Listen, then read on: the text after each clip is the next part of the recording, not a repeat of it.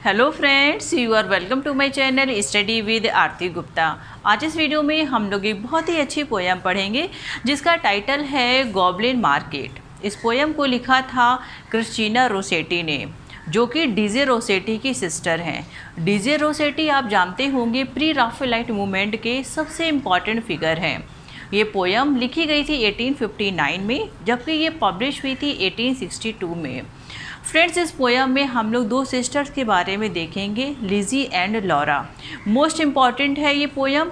UGC NET के exam में plus PhD के एग्ज़ाम में कई बार इससे क्वेश्चन पूछे भी गए हैं और आगे भी पूछे जा सकते हैं। So friends, this was a basic introduction. अब आइए सीधा चलते हैं इस पोयम की तरफ। फ्रेंड्स, इस पोयम में हम दो सिस्टर्स की कहानी को देखेंगे, जिनमें से एक का नेम है लॉरा और एक का नेम है लिजी। ये रिवर के पास एक घर बना हुआ है, वहाँ पे ये दोनों रहते हैं। दोनों ही यंग सिस्टर्स हैं। उसी रिवर के अगली ही तरफ गॉब्लिन्स रहा करते हैं, गॉब्लिन मर्चेंट। ये जो गॉब्लिन मर्चेंट है ये रिजेंबल करते हैं एनिमल्स की तरह, जैसे कि कैट, और इनकी टेल भी होती है। ये दोनों ही बहनें वहाँ वाटर भरने जाती हैं। एक दिन शाम को लॉरा वाटर भरने जाती है तो उसको आवाज़ आती है कि जो गॉब्लिन मर्चेंट्स हैं वो उसको बुला रहे हैं और कह रहे हैं कि तुम आके हमारा जो गॉब्लिन फ्रूट्स है उसको तुम टेस्ट कर लो। लेकिन लॉरा के पास इस टाइम बिल्कुल भी पैसे नहीं थे, तो वो डिसाइड करती है कि वो अपने बालों की एक लट उनको दे देगी और उसके बदले वो गॉब्लिन फ्रूट खरीद लेगी। उसकी जो लट है वो मोती से भी ज़्यादा रेयर है, उससे भी ज़्यादा कॉस्टली है। उसके बाद लॉरा उन फ्रूट्स को ख़रीद लेती है और बहुत ही चाव के साथ खाती है और उसको बहुत ही ज़्यादा मज़ा आता है। और उस फ्रूट में जो शीड निकलता है वो उसको अपने साथ घर ले आती है। जब वो घर आती है तो लिजी से मिलती है, अपनी सिस्टर लिजी से मिलती है और बहुत ही ज़्यादा खुश होती है।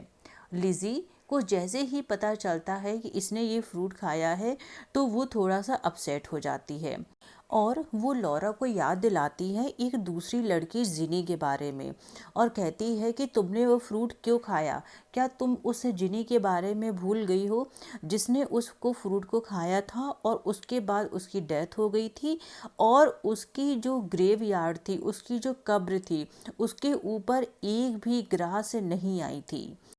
लेकिन फ्रेंड्स, यहाँ पे लॉरा अपनी बहन की बात पे बिल्कुल भी ध्यान नहीं देती और उसको इग्नोर कर देती है कि अरे तुम परेशान मत हो, ऐसा कुछ भी नहीं होगा।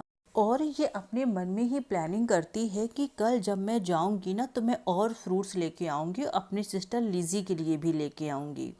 उसके बाद अगली ही शाम को ये दोनों ही वहाँ पे जाते हैं और ये दोनों ही उन गॉब्लिन मर्चेंट्स के साउंड को सुनते हैं। लॉरा को यहाँ पे डर लगने लगता है, लेकिन जो उसकी सिस्टर थी वो उसको सुनती है कि किस तरीके से गॉब्लिन्स हमें हमारे ऊपर चिल्ला रहे हैं और हमें बुलाने की, हमें इंचेंट करने की कोशिश कर रहे हैं, लेकिन ये वहाँ पे नहीं जाती। अब फ्रेंड्स, यहाँ पे जो लॉरा है इसको बहुत ही ज़्यादा फ्रूट खाने का मन कर रहा है। वो फ्रूट्स जो कि फॉरबिडन फ्रूट हैं, अब उसके लालच में जब उसको फ्रूट नहीं मिलते तो ये बीमार हो जाती है। अब इसकी जो सिस्टर है वो बहुत परेशान होती है कि ये क्या हो रहा है और बहुत ही ज़्यादा ये कमज़ोर हो जाती है लॉरा। इवन ये कोई घर का काम भी नहीं कर सकती। अब फिर एक दिन लॉरा को याद आता है कि जब उसने फर्स्ट टाइम फ्रूट खाया था ना तो उसने शीड बचा के रख लिया था। तो वो जाती है और उस शीड को ज़मीन पे गाड़ देती है कि शायद इससे कोई फ्रूट निकल आए, लेकिन ऐसा कुछ भी नहीं होता और उससे कोई भी प्लांट नहीं निकलता।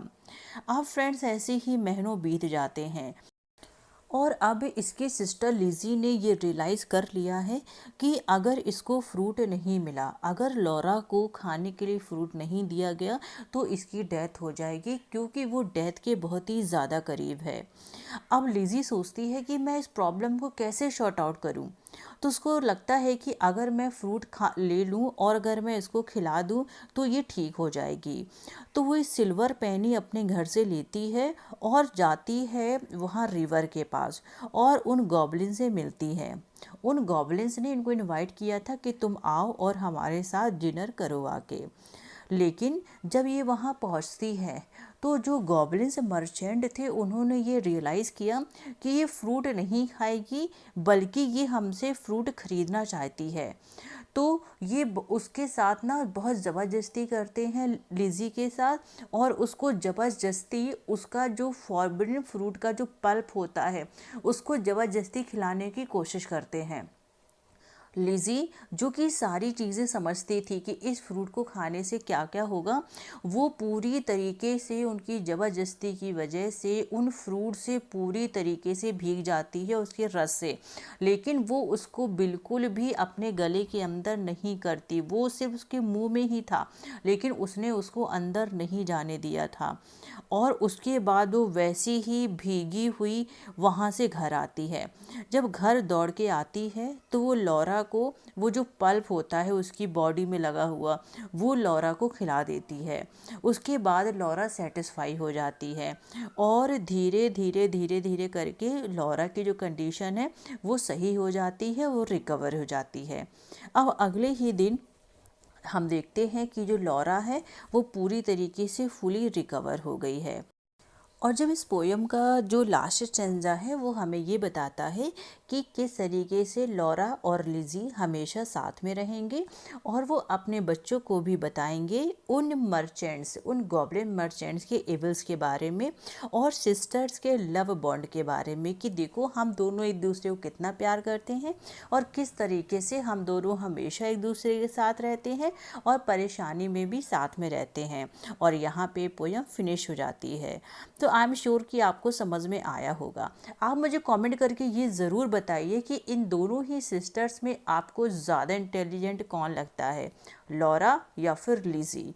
तो फ्रेंड्स, आज के वीडियो में बस इतना ही। Thank you so much.